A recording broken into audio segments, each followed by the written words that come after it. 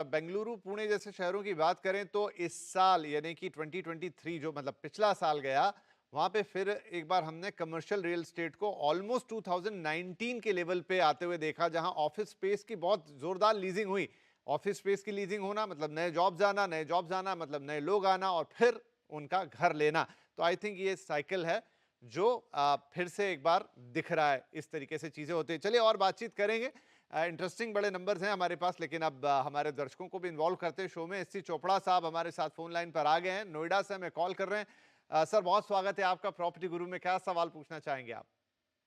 हाँ जी, नमस्कार जी। पहले तो मैं आपका प्रोग्राम रेगुलरली देखता हूँ और बहुत ही अच्छी एडवाइस और एक्सपर्ट्स जी, हम आप। आपकी आवाज ठीक से नहीं सुन पा रहे हैं। हम चाहेंगे कि एक बार फिर से आपको रिकनेक्ट किया जाए। तब तक मैं कुछ आपके फैक्ट्स एंड फिगर बता देता हूं यहाँ दर्शकों को। तो चोपड़ा साहब ने हमसे सुझाव मांगा है कि वो उल्वे और नवी मुंबई में घर देख रहे हैं। 2 या 3 बीएचके हो सकता है। 1 सीआर का उनका बजट है। पोजीशन उनको जो है वो रेडी पोजीशन चाहिए। तो ये अच्छा सवाल है और इंटरेस्टिंग ये है कि चूंकि सर बोल रहे हैं नोएडा से, या तो अभी जब दोबारा हम बात करेंगे तो पूछेंगे कि क्या प्योरली इन्वेस्टमेंट का पर्पस है या फिर वो रहने वाले यहाँ के हैं, लेकिन फिलहाल नोएडा में जॉब कर रहे हैं। राइट। लेकिन इस बीच असलम साहब तो 1 करोड़ में 2 से 3 BHK Ulwe Navi Mumbai, to be in a broader sense, ये देख रहे हैं। और अच्छा, चोपड़ा साहब आ गए। हाँ जी सर बताएं, क्या आप दिल्ली में रह रहे हैं और मुंबई में घर क्यों देख रहे हैं? मेरे मन में सवाल आया। हाँ जी, हाँ जी। हाँ जी, तो एक बहुत ही इंटरेस्टिंग फैक्ट है। मैं इसलिए देख रहा हूँ कि जी। मेरे पेरेंट्स जो कि मेरे साथ दिल्ली में रहते हैं, हम्म। तो बेसिकली विंटर्स में उनको लगता है कि एक्सट्रीम वेदर है और ओके। मेरा मैटरनल साइड मुंबई में बेस्ड है। तो अच्छा, इसलिए एक इंटरेस्टिंग फैक्ट है कि मैं मुंबई में देख रहा हूँ। For winters purpose my parents should stay there and that's the requirement. चलिए मैं आपको लेकिन ये राज की बात बता देता हूँ कि मुंबई में भी अपना हल्की हल्की ठंड पड़ने लगी है। मतलब पहले जैसा नहीं रह गया। ठंड के कुछ एक दिन यहाँ ऐसे रहते हैं जब आपको थोड़ा नॉर्थ इंडिया वाला फील आता है, लेकिन हाँ उतनी ठंड नहीं पड़ती। तो आपका जो फैसला है कि भाई एक्सट्रीम कोल्ड होता है दिल्ली में और यहाँ थोड़ा राहत मिलेगी, वो बात तो सही है। चलिए अब देखते हैं कि क्या ऑप्शंस आपके लिए अवेलेबल है। असलम सर क्या सलाह होगी इन्हें? मेरे ख्याल से अच्छा डिसीजन है और ये एक और मुझे लगता है आयाम ऐड करता है इन्वेस्टर्स का या बाय करने के लिए। एक और रीजन हो गया है जो हम पहली बार, मतलब मुझे लगता है ये रीजन रहते हैं लोगों के, लेकिन पहली बार हम इस पर बात कर रहे हैं।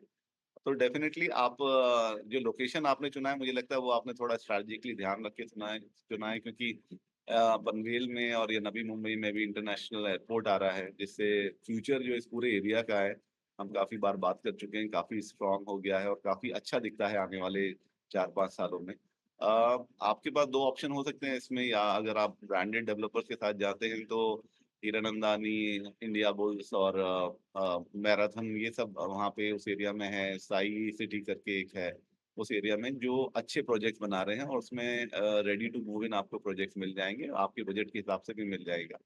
लेकिन अगर आपको फिर भी थोड़ा सा जो लोकल डेवलपर्स वहाँ काम करते हैं, जो एयरपोर्ट के काफी आसपास होंगे, उनके कुछ नाम मैं आपको बोल देता हूँ। बाकी हिरन का तो अपना उनकी फॉर्चून सिटी है, वो मैंने आपको बता दिया। इंडिया बुल्स का है, इंडिया बुल्स ग्रीन्स है।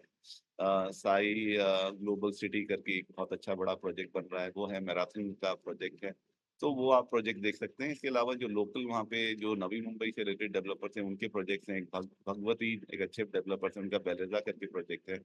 लखानी रॉयल एक प्रोजेक्ट है आपको। डेल्टा टावर्स है।